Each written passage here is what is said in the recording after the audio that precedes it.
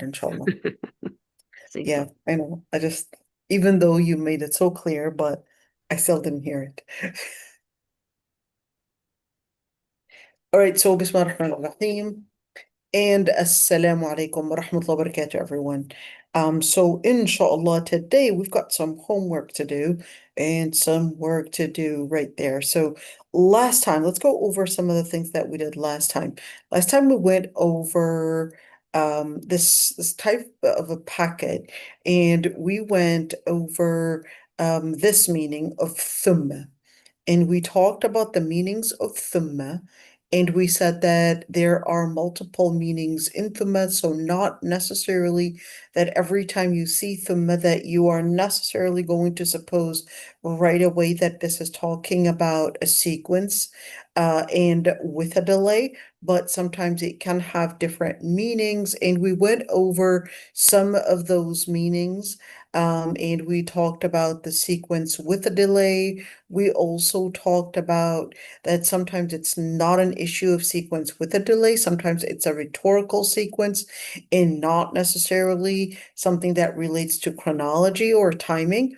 And we also talked about the different kinds. So I'm not going to go over that right now, but today we will go over the part about la'alla. That's what we promised to do. So not yet, we're not going to do it yet, but inshallah, coming up, we're going to be talking about that la'alla piece of it and what la'alla means in the Quran and the different meanings that relate to the word la'alla. And this is extremely important. So we're actually going and discussing the foundations, okay? Think of it as this is a foundation for us to understand. So we're just really trying to break it down to help us understand more and more than just those ayat that we're dealing with. Okay, here we go. So we're going to be, inshallah, going over the ayat once again in order to make sure that we are understanding, of course, the different things that relate to. Not sure what's happening to my keys right there, but it's definitely not doing. Okay, here we go. So let's go over those ayat, inshallah. And let's see, we were doing right there. ثم آتينا موسى الكتاب تماما على الذي أحسن وتفصيلا لكل شيء وهدى ورحمة لعلهم بلقاء ربهم يؤمنون. So that's what we were doing. We stopped at لعلهم بلقاء ربهم يؤمنون. So we talked about ثم آتينا موسى الكتاب. Is it and then Prophet Musa had the kitab or the revelation? And تماما على الذي أحسن وتفصيلا, was that necessarily speaking about that there were the Ten Commandments that were revealed, and then after the people applying the Ten Commandments, that's when they were ready to get the second portion of that revelation, which is the Torah? Or was it that it was in the beginning we had قل تعالوا أتلوا ما حرم ربكم عليكم, so the Ten Commandments, and right there قل هلم شهداءكم الذين يشهدون أن الله حرم هذا. So it was basically taking them into a set in a number of different sets of stages in understanding the legislation, and then along with understanding the legislation, so they didn't necessarily just have this as a revelation. The Ten Commandments, in other words, were part of the revelation. And then a second stage of that revelation is basically آتينا موسى الكتاب تماما على الذي أحسن وتفصيلا. And then, of course, the part about لعلهم بلقاء ربهم يؤمنون, that's that part that we needed to further explain. Because when you say لعلهم, does لعلهم necessarily mean that this is telling me that possibly, perhaps, what does the word لعل really entail? That's what we wanted to get to in understanding and explaining the word لعل.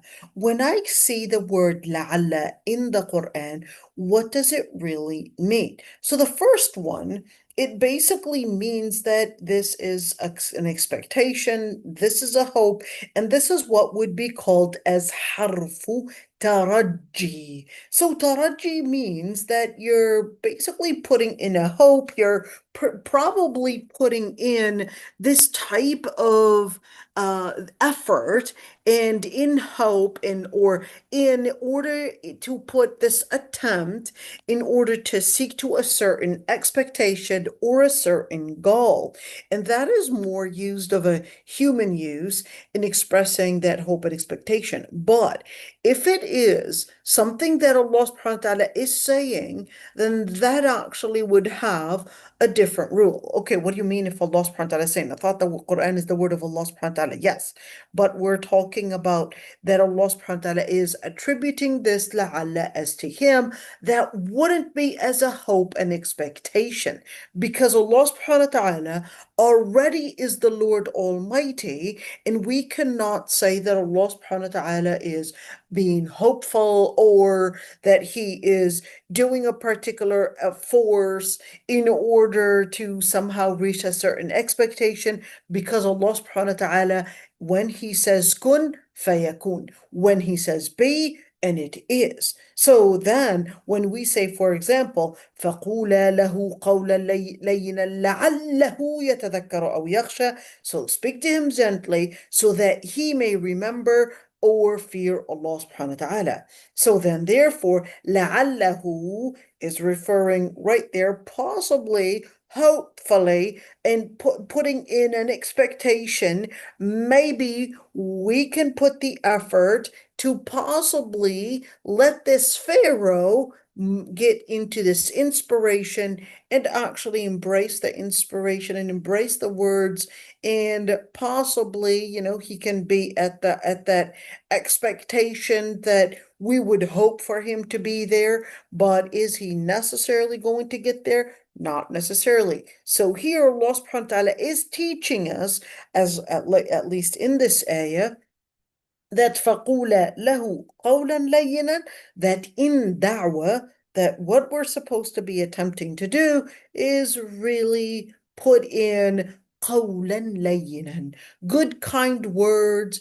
Maybe it will put in an effect on him. Maybe it will make him basically find the inspiration rather than take the matter personally, but take it as an inspiration. لَعَلَّهُ يَتَذَكَّرُ أَوْ يَخْشَى. There's لَعَلَّهُ. So there's the word لَعَلَّهُ right there as well. We can attempt to put the effort in hope of getting into a certain expectation. That's the first meaning for la'alla. The second meaning for la'alla is basically talking about causation, talking about the purpose, so that in order that. So that would be the second meaning of la'alla, to mean la'allahu, that it would basically, let's say, generate a certain cause in order to get to a certain purpose. Well, is that necessarily the same thing right here? Well, this is more of taraji. This is more of hope, even though when you look at these two, you're probably thinking, okay, well, what's the difference between a ta'lil and a taraji, or hope and expectation, and what we were talking about in terms of purpose? So la'alla can also give the inference that the possibility is slim, or the possibility may not always show signs that this is more likely, but this is letting us be hopeful, where we would put in, let's say, the effort to get there, but even in the situation where the possibilities, or perhaps maybe reaching that result, is slim, but we're still going to put the effort to get there despite. Okay, so that would be the first meaning of la'alla. But in the second meaning of la'alla, that there is a purpose, there is a causation, that in order to get to that purpose, we still need to put that effort, because that is a route to it, or so that is a road to it. That is one way to get to that purpose. Okay, so when you look at that, لعل, let's see this one. يا أيها الناس اعبدوا ربكم لعلكم تتقون. So when you see this one, لعلكم تتقون, is this actually telling me that the hope is slim or the expectation is slim? Or when you say لعلكم تتقون, that this is telling me that this is a route to that purpose. Or in other words, it leads to that causation. It leads to seeking, and the route to getting to taqwa is basically by connecting it with servitude, submission to the Lord Almighty. And that part of what will get you to taqwa is basically submission to Allah subhanahu wa ta'ala. So now we see that not necessarily is this speaking about just looking at la'alla, finding it that, oh, here's la'alla, that means the possibility is slim. No, with this la'alla, it's actually giving me an indication that this is a strong possibility and not a slim one. So in لعله يتذكر أو يخشى, in the previous one, the possibility was slim, but in this one, the possibility is strong. Why? Because Allah subhanahu wa ta'ala is saying, لَعَلَّكُمْ تَتَّقُونَ. It is indicating that one road to reaching to taqwa is basically worshiping Allah subhanahu wa ta'ala. Ustaz Umayya, you had a question there. Go ahead. Yeah, inshallah, bismillah. So I understand from لعل we use it for the people, okay? And We're going to لعل, get to what it talks about Allah subhanahu wa ta'ala. We're going to get there. So just hold on to that. for that I'm going to ask about what he mentioned in Surah Talaq, لعل الله يحدث بعد Aywa, ذلك there أمرا. you go. Don't worry. Yeah. We're going to get there. We're going to get there. Okay, sorry. Okay. All right. So as for the third type of the meaning of that لعل is al-ishfaq wa tahdhir. It's basically a warning. And here, the word that was used, concern, but al-ishfaq is more that you are merciful, you are affectionate, you are concerned about that person. All right. So this is more used to alert the listener to a serious consequence and encourage caution. Just like the word, or just like the ayah, اتقوا الله لعلكم تفلحون. Fear Allah so that you may succeed. And you notice here, even though the word la'alla was used, you might say, well, wait a minute. I learned in my set of vocabulary that the word la'alla was supposed to mean possibly, etc. So we'll say, actually, the word la'alla has several meanings, and that's why we're going over it. So when you see لَعَلَّكُمْ تُفْلِحُونَ, part of the meanings is that it basically is to show warning, concern, and basically to show al-ishfaq, to show affection, to show that you have the mercy and you're fearful for that person. So what does it mean? لَعَلَّكُمْ تُفْلِحُونَ. So اتقوا الله, because the Lord Almighty is really concerned and wants you to basically be a person of success. لعلكم تفلحون. Let's see another one. Another meaning for it is encouragement and motivation. So when you look at encouragement and motivation, it's basically to tell you, listen, I want you to put the effort, and there's that motivation that I'm trying to let you know that there is a possibility to basically get to that level of success. So I want you to get motivated.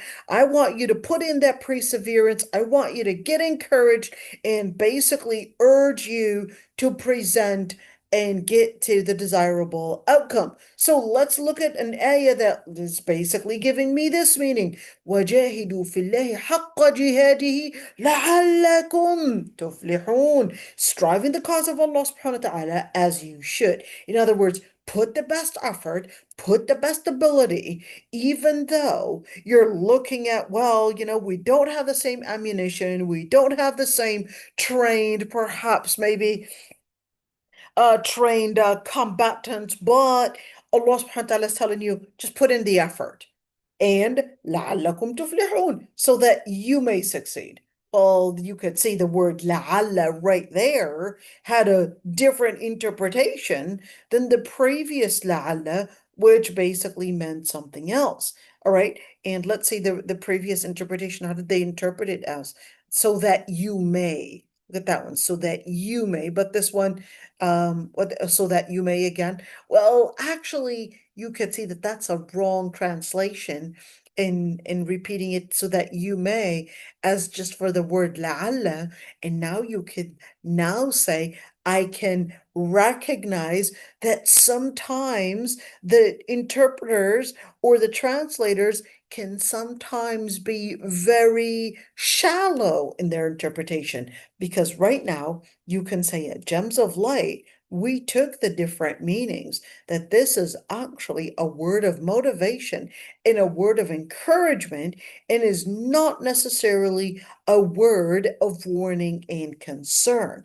There's a difference. So this is actually urging us and letting us know that a lot of the success is not based on the data that you would have in, for example, maybe how many troops are there, for example, if we're talking about jihad, how many troops are there, what is the type of ammunition used, what if this, what in what amount of training, all these different things, and that not always is success based on this data, or is victory based on that data. Sometimes it is based on the person when their perseverance on the inside and their sincerity, that sometimes may change the outcomes.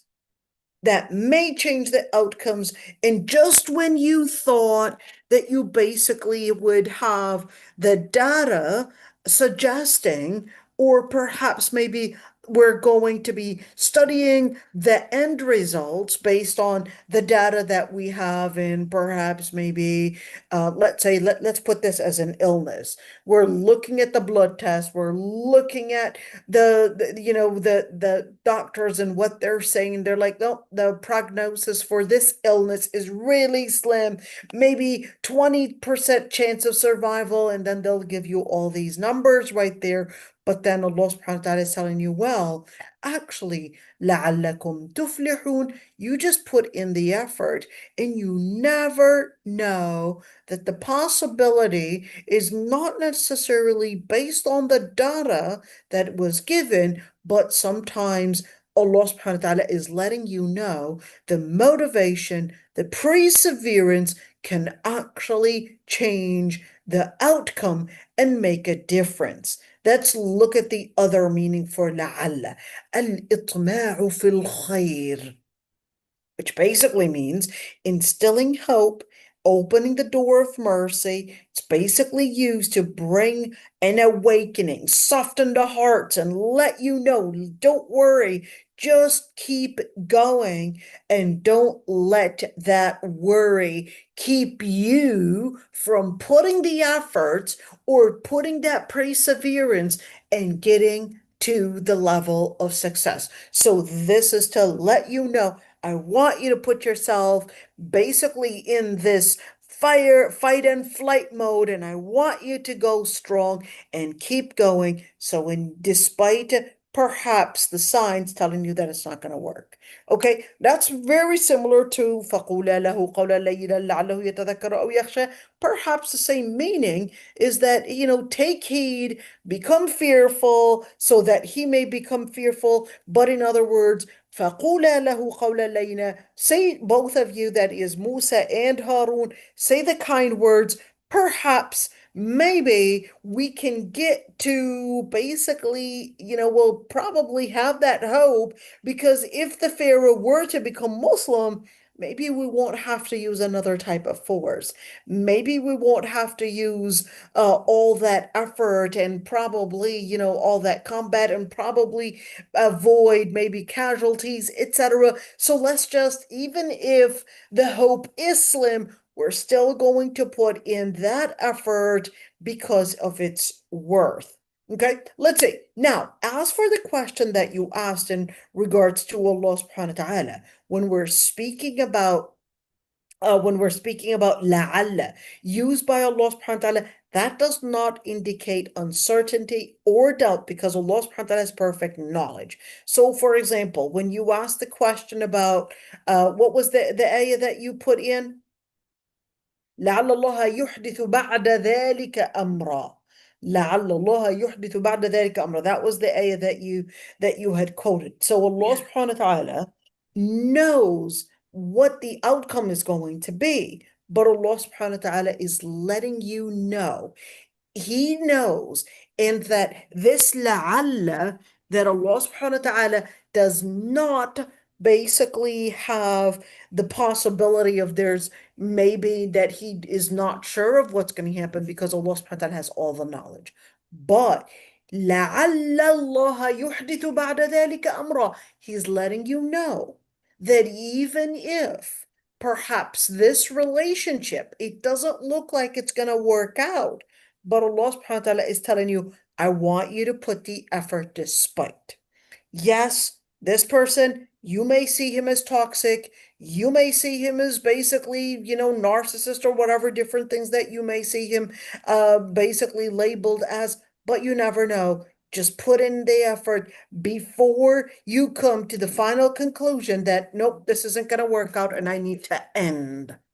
Okay, so Allah subhanahu wa ta'ala is letting us know, at least in Surah Al-Talaq right there, this لَعَلَّ اللَّهَ يُحْدِثُ بَعْدَ ذَلِكَ أَمْرًا. It basically perhaps combines all those la'allas that we just did. It's instilling hope. It's urging you and encouraging you to put in that motivation to make a change. It's also telling you that as a concern, because the outcome of a divorce is not always pleasant. It's going to have its implication on you, perhaps trauma, perhaps maybe children going to be struggling from a divorce, or probably, their father not being there. So at the end, there's a price to pay. So definitely there's the ishfaq right there. You're going to put in basically the purpose. You're going to invest in the purpose, even if the outcome might not seem like it's going to serve well, but you're going to put that in and instill that hope and expectation right there. So yes, it cannot mean all, but just wanted you to actually see some of the meanings of la'alla, just so that we can perhaps understand a lot of those meanings and why we may sometimes see that in the books of tafsir, they can give us multiple meanings, and you would be thinking, well, right there, la'alla, and why did we change the meaning, or why did we have a different meaning? So now you see that la'alla and how just one word can actually give me a number of different meanings, just so that we see that. Now, looking at لعلهم بلقاء ربهم يؤمنون. So what does that mean? That certainly, yes, maybe the chances were looking slim at Bani Israel, that perhaps it doesn't look like that they were really going to be believers. It doesn't look like that they were really going to be people of commitment, but we're still going to put in the effort of da'wah, put in the effort of amr ma'ruf and nahy an munkar, despite all the data and basically the information telling me that it doesn't seem like it's going to work. But we still have to be motivated in doing dawah. We still have to be putting in that perseverance. We still have to put in the expectation, and we still have to work towards a certain cause, which is basically to bring in faith in them, even if there was perhaps maybe the outcome not looking very promising, but we're going to work towards that despite. To work towards what? Perhaps towards their iman. But one other thing we learn about this ayah, ثم آتينا موسى الكتاب تماما على الذي أحسن وتفصيلا لكل شيء وهدى ورحمة. We're seeing right there that if, of course, taking in the revelation and certainly تماما على الذي أحسن, those that would put in the perseverance, those that would put in the effort in order to reach al-ihsan. You know, yesterday I was listening to this Yemeni scholar. He recently died, and subhanallah, a couple scholars had only been, famous just a month or a week before their death, and then their videos and their lectures, they go viral, subhanallah. And they weren't known before their death. And this is actually one of those scholars that he wasn't actually known before his death. But yesterday I was listening to his lecture, and he said one very beautiful thing, and I'm just going to repeat it right now. And he was talking about that in terms of how to grow in our iman. He said, with other people as a da'iyah, with other people, you may recognize that they may need rukhsa, but for yourself, you have to put in the azima.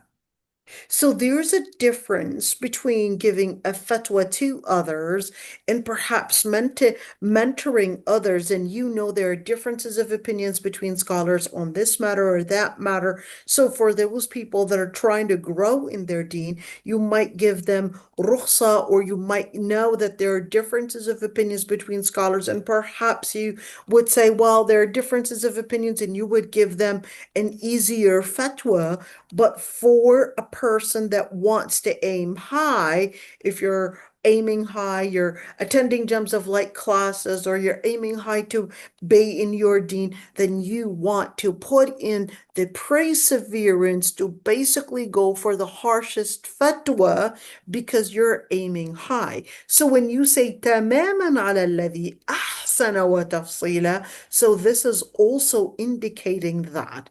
Tamaman is telling you, well, there's that completion. Perhaps those that were still in the beginning of their faith, they just needed to work on the Ten Commandments.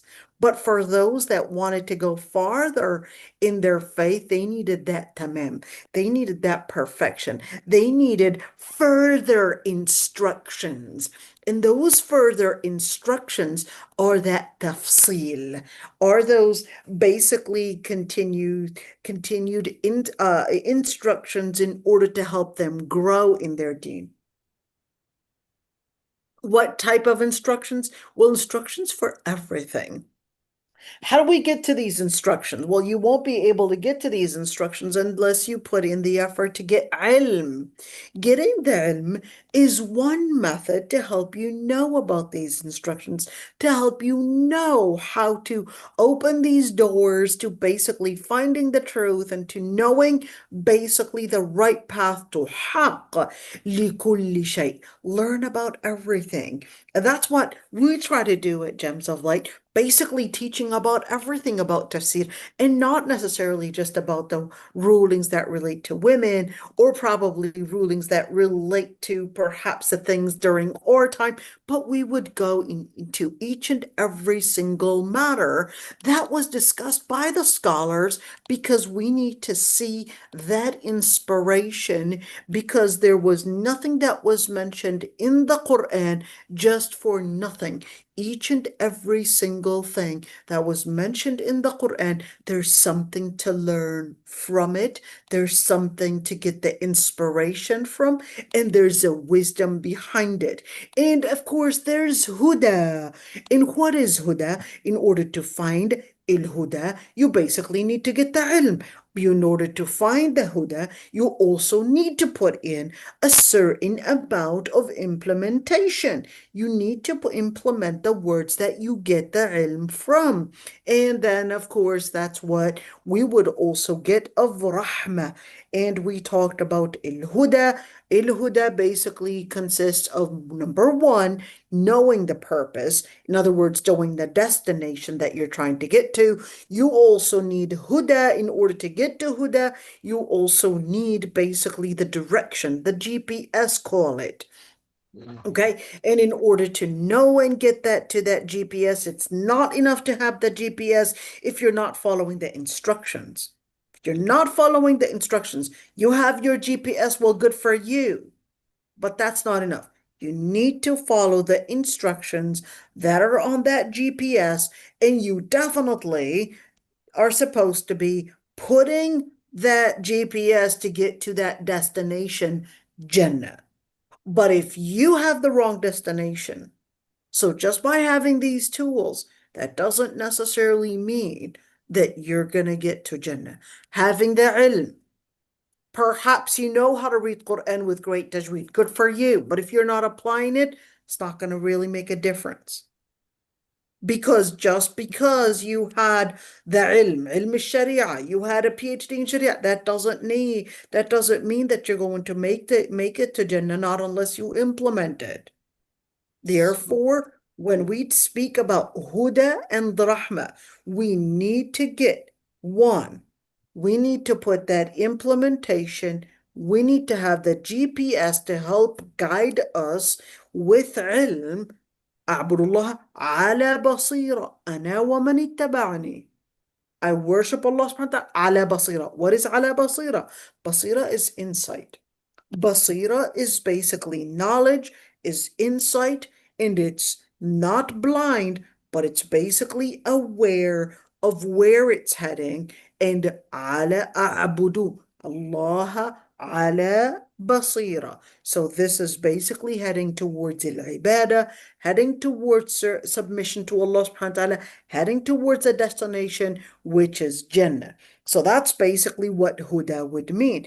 And rahmah, letting us know that, listen, certainly those instructions, those perhaps those different instructions that Allah subhanahu wa ta'ala had put basically for you to basically follow in Islam, etc., are basically a rahmah. They're basically guidance. They're basically for your sake. They're basically right there for your interest. لَعَلَّهُمْ بِلِقَاءِ رَبِّهِمْ يُؤْمِنُونَ. Because following the instructions, following the guidance, this basically should be enough to motivate them to faith, should be enough to bring about that causality, basically to cause them to stay within faith. Why stay within faith? Because remember, you can know the faith, but it can happen that just by knowing the faith, that you may think that, okay, this is going to lead me to the right place. Well, not unless you put it into practice.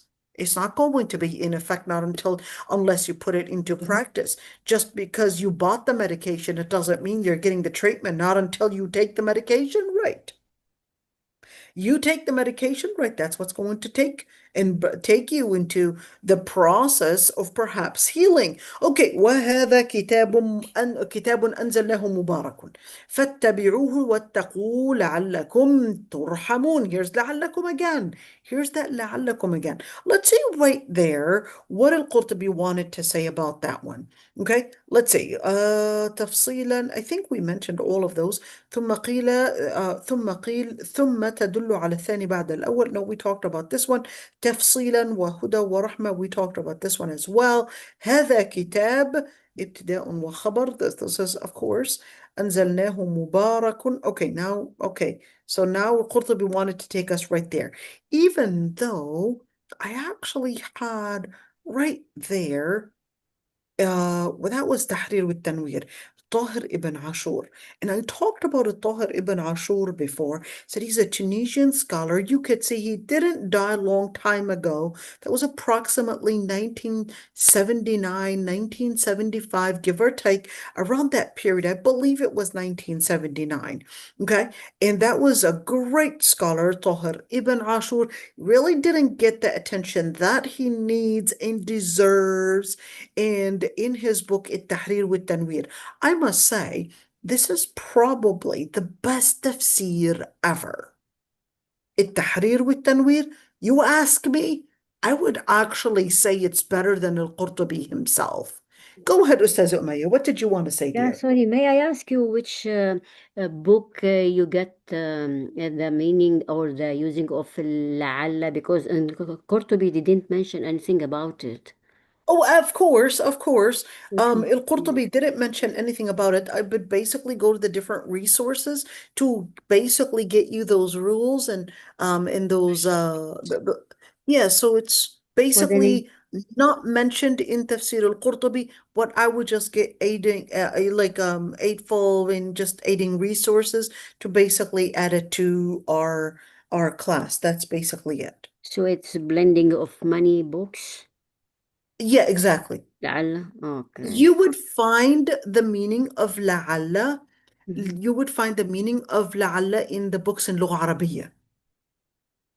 So if you were to go to حروف المعاني, that's what they're called. Mm. معاني الحروف, it would be معاني الحروف and you would find it there. So I'll any. send you, I'll send you, inshallah, Oh, some of جزاك those books, okay? جزاك الله خير. All Okay. right. Okay, let's continue right there. هذا كتاب أنزلناه مبارك فاتبعوه. This is basically تحرير والتنوير. And let's see, of course, what al-Tahir ibn Ashur basically wanted to say in regards to that one, which is right there. وهذا كتاب أنزلناه مبارك فاتبعوه واتقوا الله لعلكم ترحمون. So what al-Tahir ibn Ashur wanted to say in this regard, wanted to actually say that this is basically taking us, let's see right there, hold on, let me see, I wanted to actually get to al-Tahir ibn Ashur for this particular ayah. Let's see right there. ثم آتينا and لعلهم بلقاء ربهم يؤمنون and the reason for that he wanted to say the reason for why لعلهم بلقاء ربهم يؤمنون he said well that's because they had basically said this ayah so he basically connected لعلهم بلقاء ربهم يؤمنون he basically connected it with this ayah.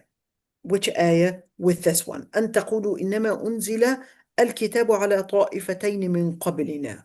He connected it with that ayah and he said, well, what this would basically mean is that they were doubtful that there was any revelation. So Allah subhanahu wa ta'ala is letting the Prophet ﷺ basically know and connect it with the Bani Israel previously that their faith and them embracing faith was completely slim and they had so many different procrastinations and so many different things that they wanted to put forward in order to say, well, they had the right to not, they had the right to not embrace faith.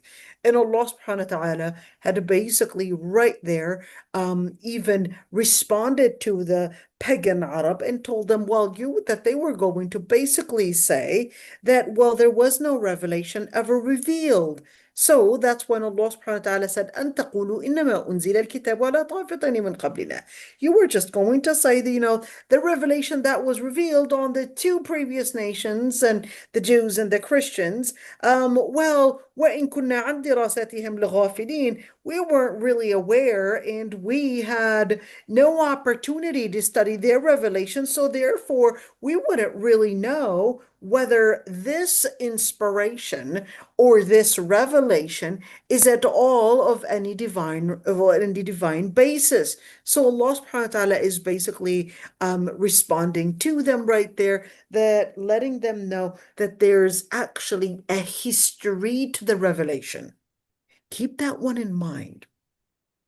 The history to the revelation is letting us know that throughout the different times in history, people were getting the revelations, but they would always change the revelation into what suited their own interest, to what suited their own desires, to what suited their own, let's say, selected interpretation. And they would always claim that the previous interpretation was either old-fashioned, outdated, not acceptable, and the list goes on and on. So even during our times, you would see a rhetoric and you would see a narrative that is trying to always say, well, no, this Quranic interpretation is outdated, or can give it misogynist, or can give it so many different labels in order to basically say that we do not need this interpretation, and therefore we can generate a new interpretation. They will may they will call themselves and may call themselves Muslim, but then they will generate a new interpretation by claiming that the previous interpretations were outdated or were not matching the inspiration that they thought was supposed to be divine. And that's why Allah subhanahu wa ta'ala is basically letting us know, وَإِن كُنَّا عَنْ دِرَاسَتِهِمْ لَغَافِلِينَ. That's a claim. We'll say, well, we weren't, they were going to say, well, we weren't necessarily educated enough and had the ilm to know all of what was inside those revelations, what was inside basically the books of ilm, etc. Or they might say, أو تقول لو أن أنزل علينا الكتاب لكنا أهدى منهم. Or then they would say, well, maybe if that revelation had been sent upon us, if only we had seen that it was inspiring, we would have actually been perhaps even more religious, more practicing than them. So Allah subhanahu wa ta'ala is letting us know with this one that all those different ways of trying to kick away the hidayah is basically practiced before. What do we mean practiced before? It was used as a way in order to reject faith before, from whether the pagan Arab, or whether from the people of Nuh, or whether the people of Lut, or whether the people of Shu'aib, and the list goes on and on. All of those different ways were already used. So Allah subhanahu wa ta'ala says, وَهَذَا كِتَابٌ أَنزَلْنَاهُ مُبَارَكٌ فَاتَّبِعُوهُ. I should have actually added the meaning of shadda onto our booklet and onto our packet. I will add it next time, inshallah. But inshallah, at least we basically learned some of this. ثم أتينا موسى الكتاب, right there, تماما على الذي أحسن وتفصيلا لكل شيء وهدى ورحمة لعلهم بلقاء ربهم يؤمنون. So you could say فاتبعوه. I want you to look at this one, because the meaning of that shadda, we could actually get kind of like what we did about that la'alla, and we can get something similar right there. But I'll give you some of those meanings for that shadda. And here, of course, that letter فَاتَّبِعُوا. وَهَذَا كِتَابٌ أَنزَلْنَاهُ مُبَارَكٌ.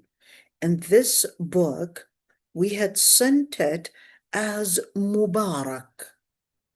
Mubarak, meaning that it basically is full of meanings, full of good influence, full in abundant, in basically in bringing in the best, the best effect, the best impact, that it would basically give you the best results. فَاتَّبِعُوا. So the shadda would basically say what you're supposed to be doing is, number one, you have to put in the effort. Number two, you have to be consistent. Number three, you have to put in the perseverance, the determination. That's what that shadda would mean. But we definitely need to get more meanings to it. But what about that فَاتَّبِعُوا? What does the fa really mean? So that's what I want you to basically look into. And we're going to take that فَاتَّبِعُوا. We're going to take that fa right there and see the meanings of fa right there. Oh, put in lahal first, but I know I have that fa that I prepared for you as well. We're going to get to that fa right there. Hold on, let me see if I can find it. I know معاني اللام. Where's that fa? I know I put that fa. Hold on, I'm gonna find it inshallah. Here we go. معاني الفاء. Gonna go all the way there. I'm gonna go معاني الفاء right there. معاني الفاء. Here we go. Oh dear. No, I wanted it in this one too. معاني الفاء. Give me معاني الفاء right there. Here we go. Okay. Now we're going to get you the English piece of it. I'm going to give you the English piece of it. And with the fat, what fat are we really talking about? Okay. The fat that we're talking about is, remember this one. Let's look into it so you could see it. معاني الفاء is basically this one. Okay. Here's معاني الفاء. هذا كتاب أنزلناه مبارك. So when it says فاتبعوا, what does that fat actually mean? That's what we're trying to get to. What does that fat mean? So the meanings for the letter fat, you would have number one, there's a tertib مع التعقيب. So what does that mean? So we're talking about the coordination, conjunction, exactly, or at least not exactly, but similar to the thumma, one of the meanings of thumma. So this is basically indicating sequence with immediate succession. So we're talking about something that would happen right away. But does that necessarily always mean that way? So we were looking at دخل المعلم فالطالب. Maybe I should have actually gotten ayat as an example and not necessarily sentences right there. So the student entered, or the teacher entered, then the student entered. So that's what would basically be with one of those meanings. Let's see, the second meaning is causation. So we're looking at as a result of something and indicating what comes as a result and basically, or a sequence of what came first and then before to something. So if we're talking about لا تهمل دروسك فتندم, do not disregard or do not be basically negligent of your studies, and because you will regret it. Okay, and then therefore, this is really similar. So if we're talking about the first one, which is causation, we're also talking about a result right there. So we're talking about an inference to basically show that result that, and that's what's called as fa'u tafri'a. What is it, tafri'a? As a result of something, and as a result of a certain practice, and that would basically tell us that this is a logical outcome, and because of a certain practice, and that's what's called fa'u tafri'a. And most of the fa's in the Quran are either going to be the causality one, that sabab, that causality one, or it can also be that the result one. Okay, so العلم نور فهو يهدي العقول. Ilm and knowledge is basically light, so it leads to guidance to our brains. And there's the other fa, which is the fa'ul fasiha. This is very common, fa'ul fasiha, which basically implied a condition. So in other words, the reason for this is really because of what had been done, and that's that fa. So اجتهد فستنجح. If you basically put the effort, then you will say that that's what's going to lead to your success. So it implied if you work hard, you will succeed. And there's that other fa, which is fa'ul istinaf. Basically, the fa of resumption introduces a new independent sentence. And of course, it doesn't necessarily always connect it to the previous one. انتهى الدرس فالطلاب خرجوا.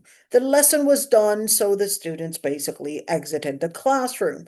That's another fa. There's the other fa, which is basically to give me جواب الشرط. It's basically the answer of a conditional sentence. So we would basically see من يتق الله فله أجر عظيم. Whoever has taqwa in Allah subhanahu wa ta'ala, whoever fears Allah subhanahu wa ta'ala, for Allah subhanahu wa ta'ala will give him a great reward. So what is that supposed to entail? Well, that's basically used in a result, a clause of a condition. So in other words, only if you have taqwa, that's when you would be included within this reward. I know you could say, by the way, one of my teachers basically had a master's degree that was like a dissertation, and their master's dissertation, their thesis, sorry, was just on the letter fa in the Quran, just on the letter fa. They had a master's thesis written just on the letter fa in the Quran and its meanings. Just that. All right. You see, we're just really summarizing all of this when we're saying فاء الزائدة or فاء الفصيحة or فاء السببية or etc. We're just really summarizing it and really summarizing it. Okay, because you can write a master's thesis just on the letter fa in the Quran. Okay, so the letter fa can also mean immediate succession. So if we say, for example, a quick succession in time specifically, so we're talking about that chronology right there. نزل المطر فاخضرت الأرض. The rain had basically, it rained, and so the land became fertile right away. Just when the rain basically started pouring, just a day later, you already started seeing these little green things come out. So what are we doing here? We're basically describing the different fasts, and one of that is basically telling me of immediate succession. Another fat basically can be, or other fasts can also be the place of debate between scholars on the different meanings. So to make the story short, we're basically talking about a fat that can give me an immediate order or a sequence, can tell me it's talking about a cause and effect or a reason and a result, can also give me the inference of a logical conclusion, can also give me a condition or an implied or an explicit, basically, condition, either implied or explicit, or can give me an emphasis or a sentence opening. So this is just to help us understand the letter fa, and therefore, just understanding some of those things. So when we look at this fa right there, what does al-Qurtubi actually want to say? Let's go back to our Qurtubi and say right there, فَاتَّبِعُوهُ, and what that actually means. He said what that means is اعملوا بما فيه. He just said it just means to do what is in it, but didn't really comment on the letter fa. So let's see. Does Tahir ibn Ashur comment on the letter fa? So let's say, that's why if you ask me, I would actually prefer Tahir ibn Ashur over al-Qurtubi, because Tahir ibn Ashur did not want to miss a single letter, did not want to miss a single thing to comment about. So let's say right there in what he had to say about فَاتَّبِعُوا, and let's see. اتبع ما أوحي إليك, and he said هذا كتاب مبارك مصدق الذي بين يديه, and he said this is tafri'ah. Here we go.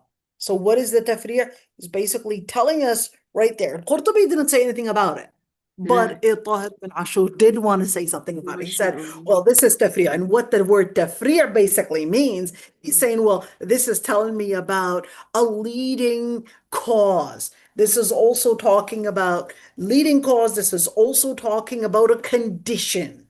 Okay, a leading cause and a condition. In other words, what would lead in order to get to, when you say tafri'ah, this is actually telling you also that this is a leading cause and a condition to it. So therefore, in looking at it here, Kitabun Anzalnahu Mubarak, this book was revealed, and it basically contains all the abundant, whether it's abundant in information, or whether it's abundant in inspiration, or whether it's abundant in, basically, if you were to follow it, you were going to maximize the good outcomes. Okay, so this is basically Mubarak in the outcomes that it's going to come to you, or it's going to also be abundant in the amount of information in it, or it's Mubarak in the amount of interest that it will basically serve you. Okay, so when you look at barakah, we usually think of barakah as just an excess of something. Al-barakah could also mean that it's giving you the expected interest, the maximized interest, the maximized benefit. So if let's say you're eating, let's say avocados, okay? You're eating avocados, okay? Rich in omega-3, good job. Okay, good. Now you can eat those avocados, okay, rich in omega-3, and it can happen that your body doesn't do the right of course absorbing the omega-3 in it, and you end up really not benefiting from this omega-3 in it because your body didn't fully absorb it right. Perhaps there was another illness that blocked your body from absorbing it. So when you say Bismillah, you ask Allah subhanahu wa ta'ala for the barakah of whether it's the barakah of time, or whether it's the barakah of your food, or whether it's the barakah in your children, that you would get the best outcome, that you would get the best interest, that you would get the amount to also be, even if it's a small amount, to basically give me the best the best impact, the best influence, basically. So now you could say when he said تفريع الأمر باتباعه كون على كونه منزل من الله وكونه مباركا. So now he's saying, well, what you would see in the letter fa, it's an indication, this letter fa is an indication that the reason why that you would have to basically follow the Quran. So here's that fat. He said, well, this fat right there is connected to two things. Number one, that it basically has a good and a good amount of barakah in it, bringing the best interest, basically having the details, the ilm, etc. And plus, it basically is revealed from Allah subhanahu wa ta'ala. So it's revealed from Allah subhanahu wa ta'ala. So therefore, surely it is going to be abundant, and certainly it is going to be containing the maximized benefit for you. So that's what that letter fa entails. So therefore, since it is coming from the divine, and since it is leading to a maximized benefit, so then therefore the best relationship that you should relate with the Quran is basically ittabi'u. Then certainly you should see in the shadda three main meanings. Number one, the meaning is determination. Number two, the meaning is consistency. And number three, it's basically to bring in that emphasis as well.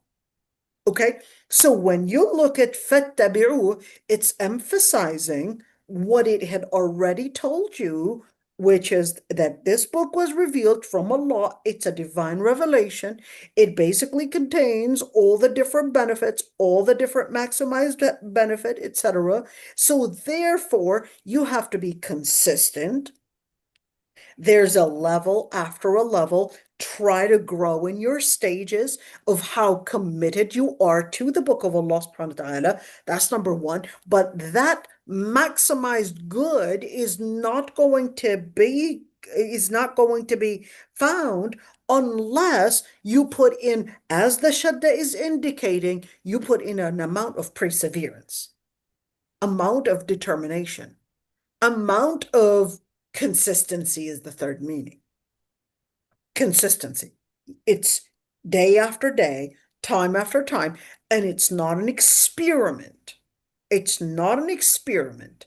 It is something that Allah subhanahu wa ta'ala had basically told you, فَاتَّبِعُوا وَاتَّقُوا, and that taqwa is letting us know that certainly, yes, you're going to follow it, but وَاتَّقُوا, because you want to make sure that you avoid all the different distractions that are out there, distracting you away from Allah subhanahu wa ta'ala. So you have to live in a certain amount of fear, and this amount of fear is what is going to be that motivation to keep you intact to it.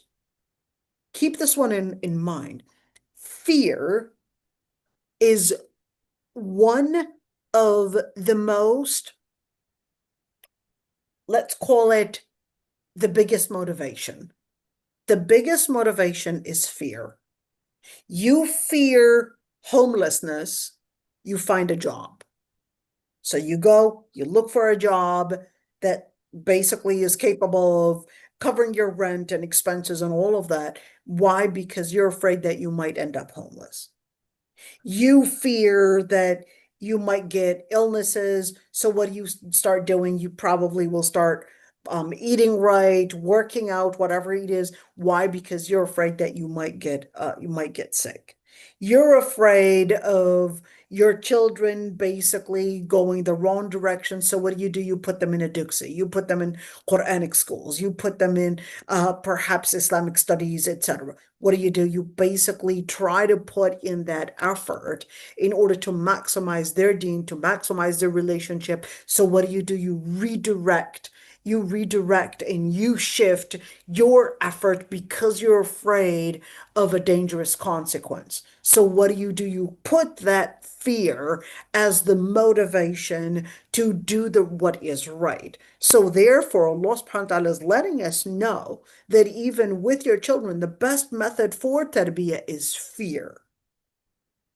I don't mean that unhealthy fear, because if we're going towards trauma, then that's not healthy fear.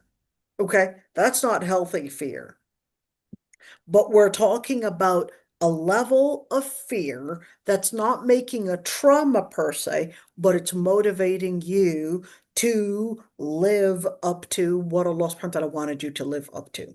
So what does that mean? That's why a mu'min does not live that relationship with Allah subhanahu wa ta'ala as just fear, but is a khawf and raja. It's fear and hope. To just live fear, that's not a healthy relationship with you and Allah subhanahu wa ta'ala. If it's just fear. But it's fear and hope. Why is it not healthy if I were to live just fear?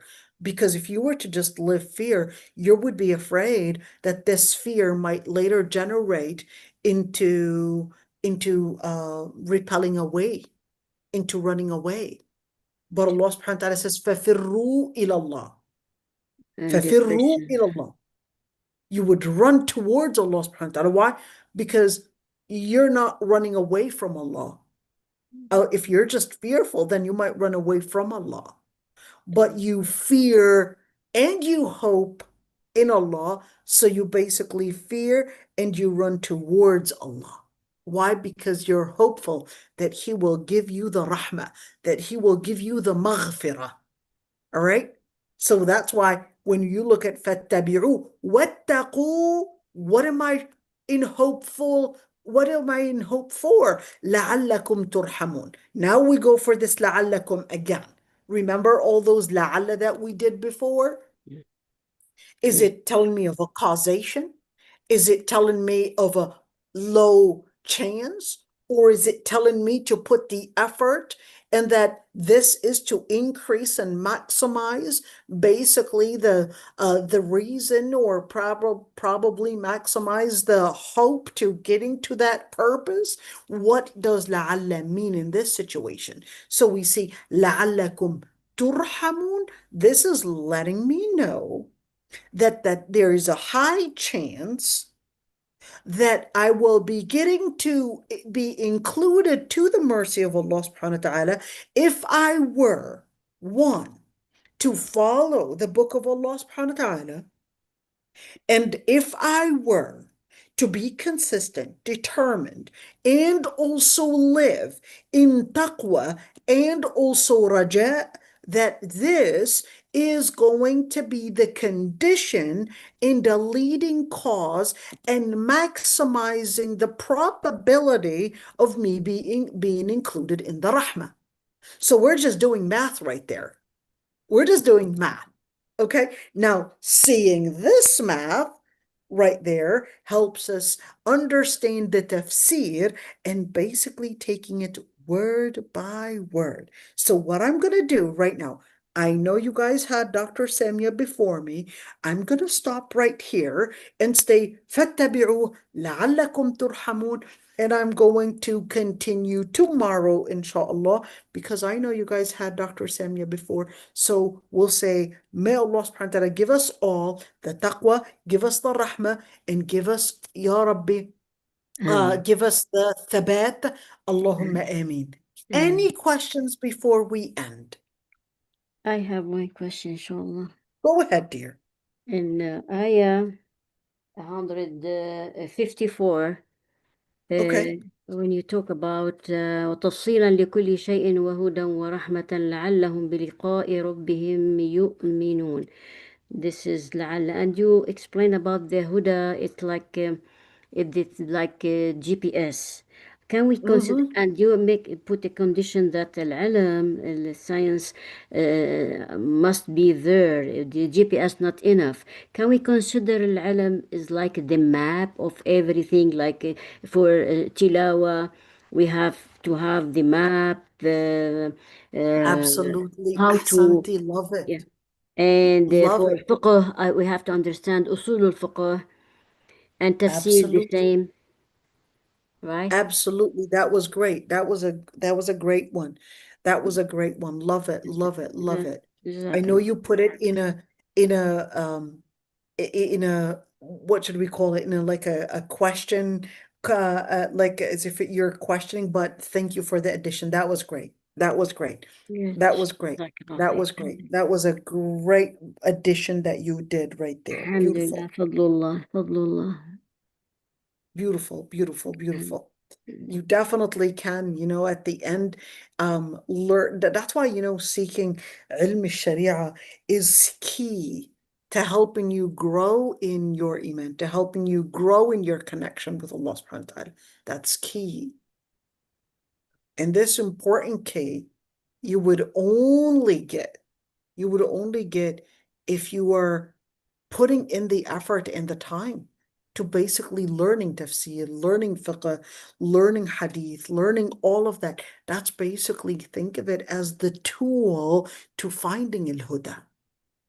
Think of it as it's learning how to use the GPS, basically.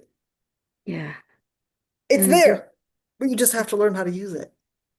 yeah, how to function it. And yeah, Jazakallah khair, and Rahimallah وإياكم. ibn Ashur, that you deliver this knowledge to us.